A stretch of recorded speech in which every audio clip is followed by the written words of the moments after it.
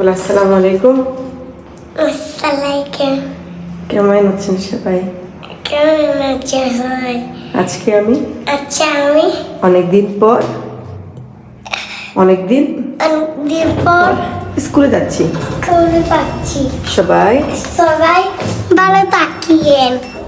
আমার জন্য আমার জন্য দোয়া করবেন। দোয়া করবেন।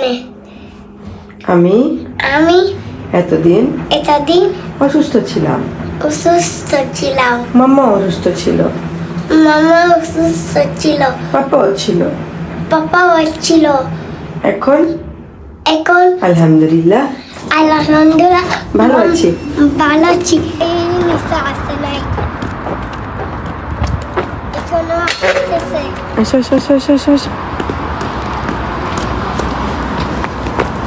রিগাক করে।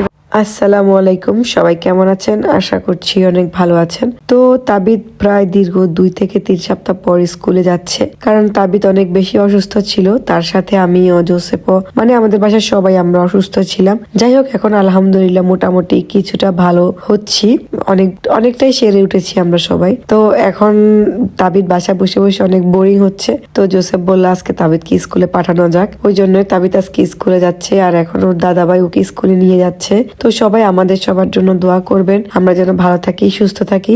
আপনাদের কাছে ছোটখাটো ব্লগটি কেমন লেগেছে অবশ্যই কমেন্ট করে জানাবেন। সবাই ভালো থাকেন, সুস্থ থাকেন। আল্লাহ হাফেজ। আসসালামু আলাইকুম।